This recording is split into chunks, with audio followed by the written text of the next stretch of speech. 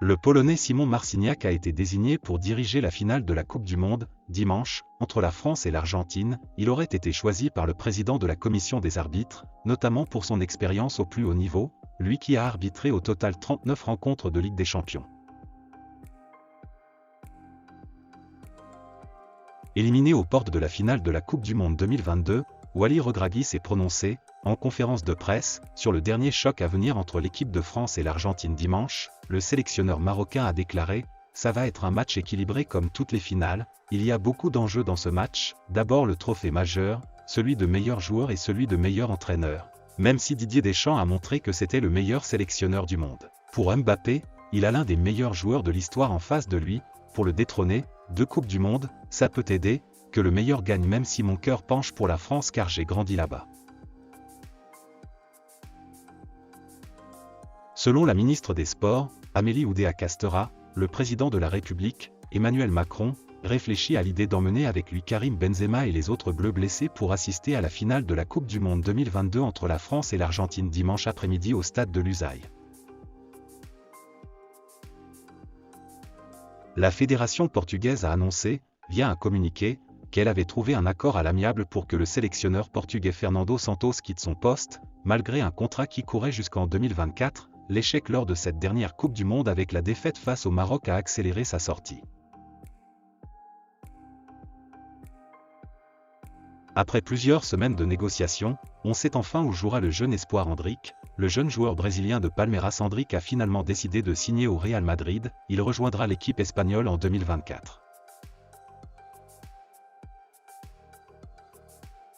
Adrien Rabiot ne possède plus que 6 mois de contrat avec la Juventus de Turin. Après une saison jugée difficile par les médias italiens, l'ancien Parisien a retrouvé son meilleur niveau ces derniers mois, et la presse espagnole affirme qu'Adrien Rabiot souhaite rejoindre les rangs du Barça à l'occasion du prochain mercato estival et que sa mère et agent auraient fait une proposition au club catalan.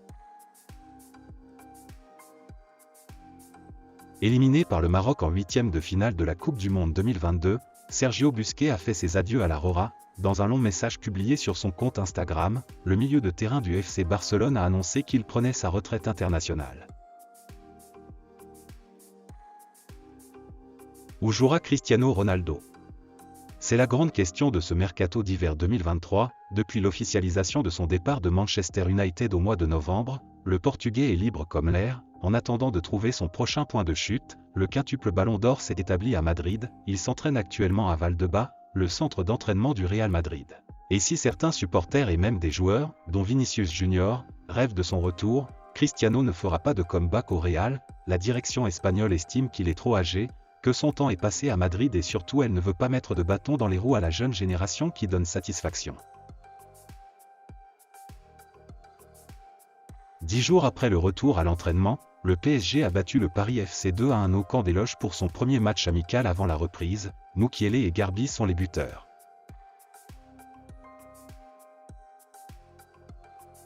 À 2 semaines de la reprise, le Real Madrid a disputé un match d'entraînement contre les Ganes, un Real Madrid emmené par David Alaba, Toni Kroos, mais aussi Karim Benzema. Le Français a en effet bien récupéré de ses problèmes physiques et il a pris part à la rencontre, avec le brassard de capitaine au bras.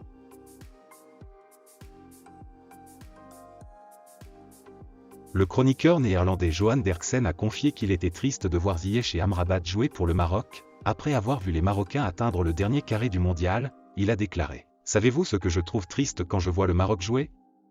C'est qu'Amrabat et Ziyech sont exactement les joueurs qui manquent à l'équipe nationale néerlandaise, surtout, leur association. Si vous voyez ce qu'Amrabat conquiert comme ballon au milieu de terrain et ce que Ziyech envoie comme passe, cela aurait été une force de base permanente pour les Pays-Bas. » L'attaquant de Chelsea, Ziyech, et le milieu de terrain de la Fiorentina, Amrabat, sont tous deux nés et ont grandi aux Pays-Bas. Ils auraient pu jouer pour les Pays-Bas, mais ils ont choisi de défendre les couleurs de leur pays d'origine. Selon le média allemand Frankfurter Rundschau, Daichi Kamada est fortement courtisé par le FC Barcelone et le Borussia Dortmund. Le Barça suit l'international japonais depuis longtemps et n'a pas l'air d'avoir été refroidi par sa Coupe du Monde en demi-teinte. Son contrat avec Francfort se termine en juin prochain et le Barça envisage de le recruter à coût zéro. Une légende du football serbe s'est éteinte ce vendredi. Sinisa Mihajlović, ancien international serbe, reconverti entraîneur à partir de 2008, est décédé à l'âge de 53 ans des suites d'une leucémie. Donc voilà, c'est la fin de cette vidéo. N'hésitez pas à me dire ce que vous en pensez dans les commentaires et surtout n'oubliez pas de vous abonner et de mettre un petit pouce bleu si la vidéo vous a plu, et on se dit à la prochaine pour une nouvelle vidéo.